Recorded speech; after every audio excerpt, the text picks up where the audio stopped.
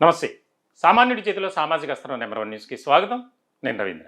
ఆంధ్రప్రదేశ్లో ప్రభుత్వ ఉద్యోగులు వారి సమస్యలపై పోరాటం చేస్తూనే ఉన్నారు. అందరూ కూడా తీవ్రమైనటువంటి అసంతృప్తితో ఉన్నారు.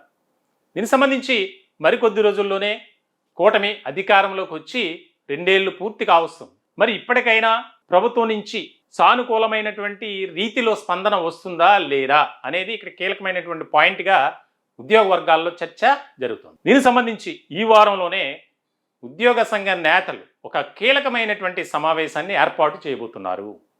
దీనికి సంబంధించి ఏదైతే గతంలో ప్రభుత్వం ముందు మనం పెట్టినటువంటి అంశాలు ఉన్నాయో దానికి సంబంధించి వాటన్నిటినీ పరిష్కరిస్తే ఓకే, లేదంటే మనం ఏ రకమైనటువంటి కార్యాచరణతో ప్రభుత్వంపై ఒత్తిడి తీసుకురావాలి అనే దాని మీద ఒక కీలకమైనటువంటి భేటీ సమావేశం చర్చ జరగబోతుంది. వాస్తవానికి ఏ రాష్ట్ర ప్రభుత్వానికైనా ఆర్థికపరమైనటువంటి ఇబ్బందులు సహజమే. అది 6 నెలలు 1 ఇయర్ లోపు. మరి 2 ఏళ్ళు పూర్తి కావస్తున్నప్పటికీ ఉద్యోగులకు వారి సమస్యలు వారి బకాయిల విషయంలో ప్రభుత్వం ఎక్కడా కూడా సానుకూలమైనటువంటి విధానంతో ఆలోచన చేయట్లేదు అనేది. ఇప్పటికే అనేక దఫాలుగా రోడ్డెక్కారు, ఆందోళనలు జరిగాయి, వారి యొక్క నిరసన స్వరాన్ని వినిపించారు. దీనిలో భాగంగానే సామాన్యుడి చేతిలో సామాజిక అస్త్రం నెంబర్ 1 న్యూస్ కూడా ఎప్పుడు సామాన్యుడి పక్షాన నిలబడుతుంది. వారి కష్టాలను, వారి బాధలను, వారి ఆవేదనను, వారి ఆందోళనను, వారి అసంతృప్తి, వ్యతిరేకత అన్నీ కూడా ఈ సమాజానికి తెలియజేయడంతో పాటు అధికార యంత్రాంగానికి తెలియచేస్తూ వాటి పరిష్కారం కోసం మేము పనిచేస్తూనే ఉంటాం. దానిలో భాగంగానే ఎన్నో విజయాలు. ఇట్లాంటి క్రమంలో ఉద్యోగులతో మేము స్వయంగా మాట్లాడుతూ వారి సమస్యల మీద సమావేశాలు పెడుతూ లైవ్ కార్యక్రమాలు పెడుతూ ప్రత్యేకమైనటువంటి న్యూస్ ఇస్తూ మేము ఎంతగానో వారికి సపోర్ట్ చేస్తున్నాం. మీ అందరికీ ఆ విషయం తెలుసు.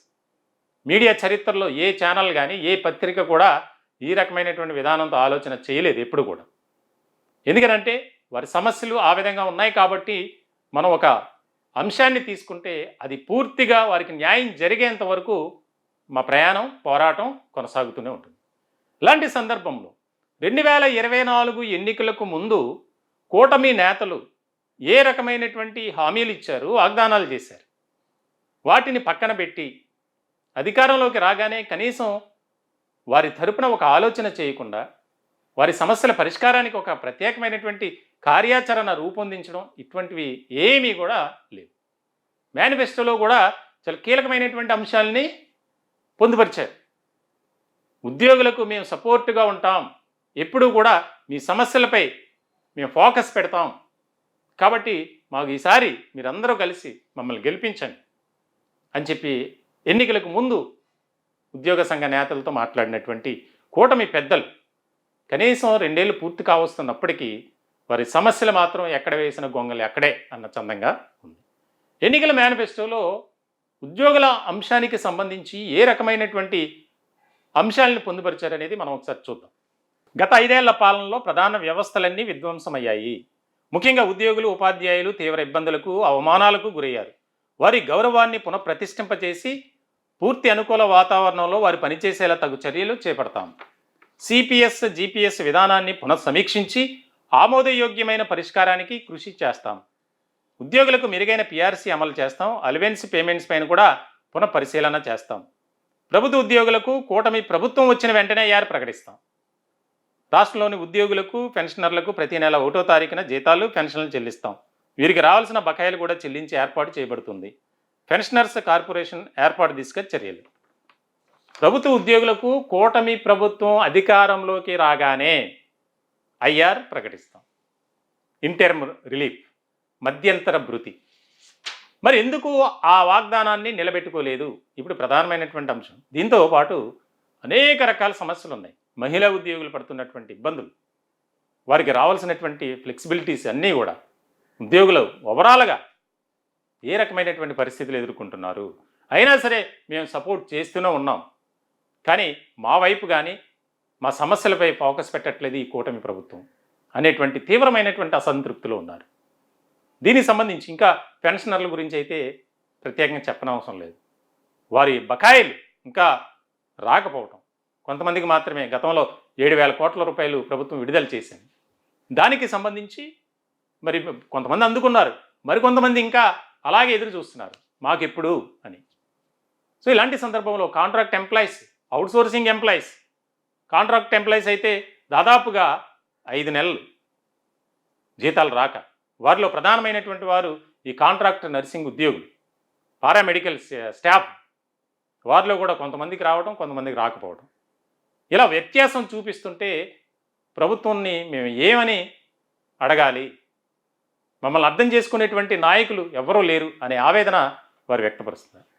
దీనికి సంబంధించి మొత్తం ఓవరాల్గా ఈ యొక్క కాంట్రాక్ట్ ఎంప్లాయీస్ కానీ, పెన్షనర్లు కానీ, రాష్ట్ర ప్రభుత్వ ఉద్యోగులు ఎవరైతే ఉన్నారో వారి సమస్యలపై వెంటనే కూటమి ప్రభుత్వం పెద్దలు స్పందించాలి, ఒక ప్రత్యేకమైనటువంటి కార్యాచరణతో ఆ సమస్యలన్నిటినీ తీర్చాలి, పరిష్కరించాలి అనే దిశగా దీనికి సంబంధించి 2-3 రోజుల్లో మీటింగ్ జరగబోతుంది. దానికి సంబంధించి మాకు వచ్చినటువంటి సమాచారం ప్రకారం దాదాపుగా ఎంతోమంది కాల్స్ చేస్తున్నారు, ఎంతోమంది తమ అభిప్రాయాలను కామెంట్ రూపంలో పెడుతున్నారు, స్వయంగా మాకు వీడియోలు తీసి పంపిస్తున్నారు. అయ్యా మా బాధలు ఇవి, కనీసం మమ్మల్ని పట్టించుకున్నటువంటి వారు ఎవ్వరూ లేరు, ఈ రోజున నెంబర్ 1 న్యూస్ మా పక్షాన నిలబడింది అని వారెంతో సంతోషాన్ని వ్యక్తం చేస్తున్నారు. ఇలాంటి క్రమంలో కూటమి ప్రభుత్వాన్ని మేము మరొక్కసారి ప్రాధేయపడుతున్నాం.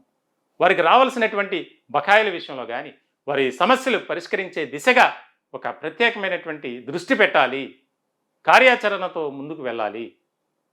2 ఏళ్ళు పూర్తయిన తర్వాత ఎలక్షన్ మూడ్ అనేది స్టార్ట్ అయిపోతుంది. దానికి సంబంధించి ఇంకా మనకు తెలిసినటువంటి అంశమే.